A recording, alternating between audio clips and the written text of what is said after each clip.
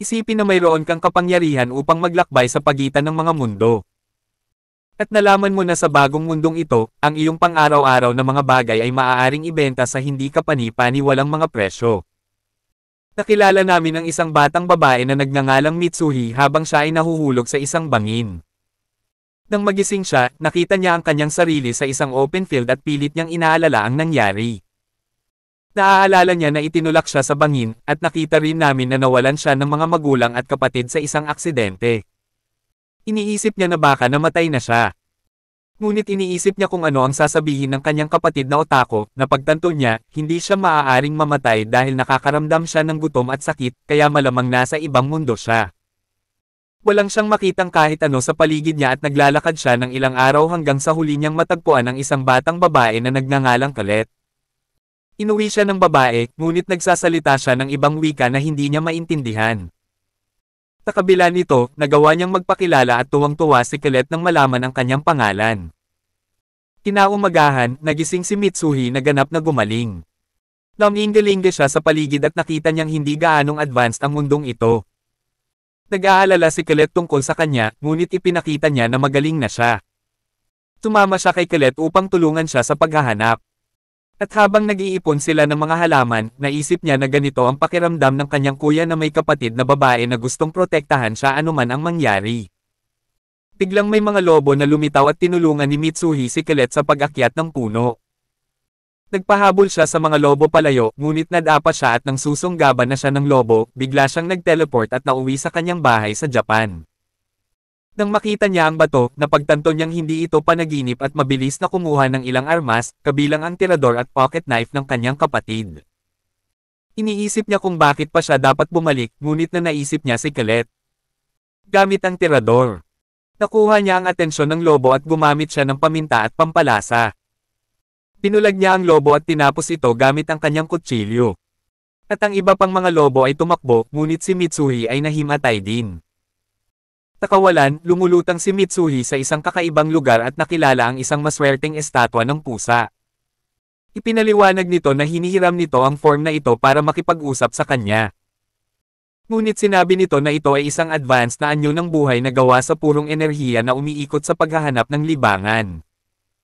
At tila nakuha ni Mitsuhi ang ilan sa kanyang kapangyarihan habang siya ay nahulog sa bangin. Nagpa siya ang pusa na hayaan ng panatilihin ang mga kapangyarihan sa kanya. At nagpapaliwanag na mayroon na siyang kakayahang maglakbay sa pagitan ng mga mundo hanggat kaya niyang isipin ang eksaktong destinasyon at magagawa niya na ding gumaling ng mabilisan kapag nasugatan. Tinitingnan na lang siya na pusa bilang kanyang libangan. Tinanong niya kung may iba pa ba siyang gusto, at hiniling ni Mitsuhi ang kakayahang maunawaan ang iba't ibang wika, at ipinagkaloob ng pusa at pagkatapos ay umalis na ito. Nang magising si Mitsuhi, bumalik na siya sa bahay ni Colette at naiintindihan na niya ito. Nagpasalamat siya kay Colette sa pag-aayos sa kanya at nagulat si Colette nang marinig niya na kaya nang magsalita ni Mitsuhi ng kanilang wika. At si Mitsuhi ay nagkunwaring parang nabawi niya ang kanyang memorya. Ang ama ni Colette ay nagpapasalamat sa kanya sa pagprotekta sa kanyang anak na babae at binayaran siya ng ilang ginto para sa pagtalo sa lobo. Iniisip niya ang kanyang sitwasyon, iniisip niya kung paano gagamitin ng kanyang kapatid ang kanyang kakayahan. Bagamat iniwan siya ng mana ng kanyang mga magulang, hindi talaga ito sapat. Iniisip niyang hindi pa gaanong maunlad ang mundong ito. Iniisip niya ang tungkol sa paggawa ng pera sa pamamagitan ng pagdadala ng iba pang mga kalakal mula sa Japan. At pagbebenta ng ginto nakikitain niya sa pag-aakalang maaaring mawala ang kanyang kakayahan anumang oras. Nagpasya siyang kailangan niyang kumita ng sapat na pera para makapagretiro siya sa magkabilang mundo. Nagpasya siyang kakailanganin niya ng 1 bilyong yen o 10 milyong dolyar para mamuhay ng comfortable, kaya kailangan niyang mag-ipon ng 2 bilyong yen para magretiro sa magkabilang mundo. Nagsisimula siyang mag-isip tungkol sa mga bagay na maaari niyang ibenta, tulad ng posporo at lighter, at maging ang mga air freshener para sa mga palikuran. Habang nakikipag-usap siya sa ilang lalaki mula sa nayon, nalaman niya ang tungkol sa Panginoon ng lugar at tungkol sa hari. Nagpasya siya na kailangan niyang magtungo sa Kapitolyo, ngunit narinig ni Colette ang kanyang pakikipag-usap at ayaw siyang umalis. Sinabi ni Mitsuhi na siya ay may mga kaibigan na naghihintay sa kanya sa Kapitolyo, at nangakong babalik at bibisita. Kinaumagahan, sumakay siya sa isang karwahe patungo sa Panginoon ng Bayan na nagpaplanong makakuha ng suporta mula sa Panginoon bago lumipat sa Royal Capital. Biglang napagtanto ni Mitsuhi na mabaho siya dahil hindi pa siya naliligo mula nang makarating siya rito. Hiniling niya sa driver na ibaba na siya at nang walang tao, nag-teleport na siya pabalik sa kanyang bahay. Pagkatapos niyang maligo, umikot siya at ginawang cash ang lahat ng asset nila. Gumagawa siya ng ilang pananaliksik online at ang kanyang kakayahan sa wika ay nakatulong sa kanya na maunawaan ang mga banyagang website. Naghanap siya ng mga pribadong kumpanya ng seguridad at nakahanap ng kumpanyang tinatawag na Wolfspine at ginamit niya ang Google Maps para mahanap ang kanyang destinasyon. Nagawa niyang mag-teleport sa compound sa South America. Pinayaran niya ang bantay at nagawang makipagkita sa pinuno ng kumpanya. Hinahayaan niya siyang tingnan ang ginto mula sa kabilang mundo at tinataya niya na nagkakahalaga ito ng $200. Kaya't inisip niya na kakailanganin niyang mag-ipon ng 80,000 ginto para makamit ang kanyang layunin. Dumating sila sa isang deal kung saan siya ay bumili ng ilang mga baril at nagsanay siya sa pagbaril para sa pagtatanggol sa sarili. Gumawa siya ng higit pang pananaliksik tungkol sa mga medieval na lipunan upang magpasya kung anong mga produkto ang ibebenta. Bilang paghahanda sa pagbabalik, kumuha siya ng ilang alahas at nag-order pa nga ng pisadyang damit. Nang makumplito ang lahat ng kanyang paghahanda, bumalik siya sa kabilang mundo. Dumating siya sa tahanan ng Panginoon ng lugar, ngunit tinalikuran siya ng mga gwardya dahil wala siyang appointment. Biglang may dumaan na karwahe at nalaman niyang ang mga tao sa loob ay mga anak ng Panginoon ng lugar. Lumabas si Mitsuhi na may dalang plano, nag-teleport siya at inunahan ang karwahe, at naghintay.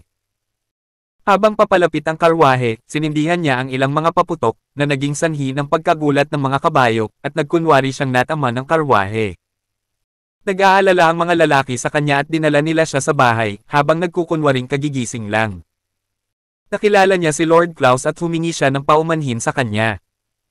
Natutuwa siyang makita na mukhang medyo mabait sila. Ipinakilala ni Mitsuhi ang kanyang sarili bilang isang maharlika mula sa malayong bansa ng Japan. Nang makita ni Klaus ang kanyang magandang kasuotan, pinaniwalaan niya ito. Ipinaliwanag ni Mitsuhi na siya ay sinalakay ng isang mabangis na hayop at nahiwalay sa kanyang mga kasama. Ngunit siya ay iniligtas ng mga tao sa bayang ito, kaya siya ay nagpunta upang mag-alok sa kanya ng pasasalamat. Niregalo niya sa kanya ang Swiss Army knife na agad na ikinaintriga nila.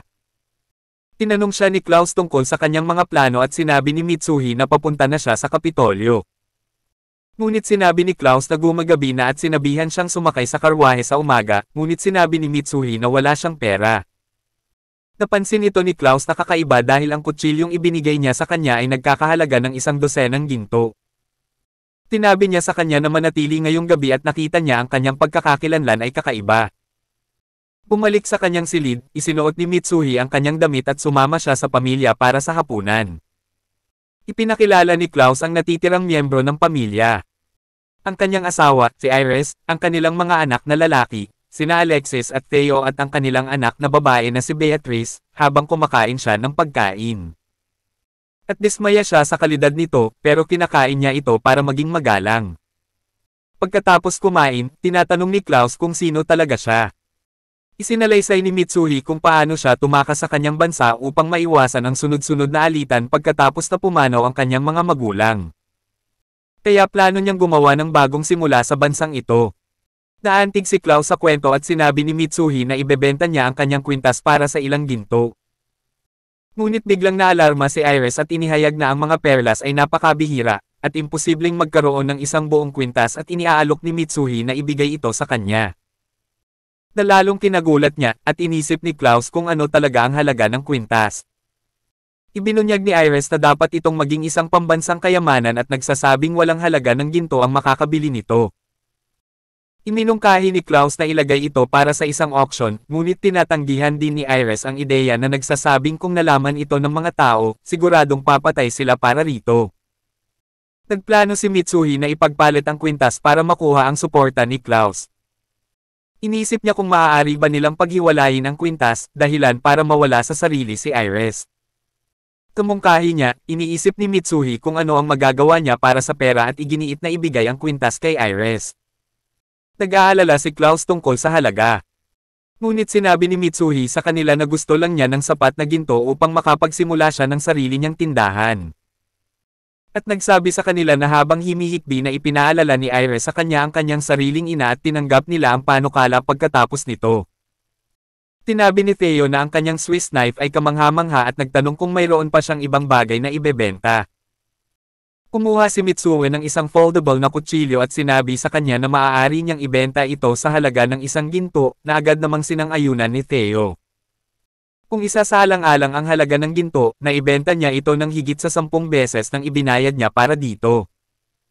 Nagtataka si Beatrice kung anong uri ng tindahan ang kanyang bubuksan at sinabi ni Mitsuhi sa kanya na magbebenta siya ng ilang mga pampaganda at accessories para sa mga kababaihan. Ngunit naisip din niya na maaari niyang subukang magbenta ng ilang pagkain.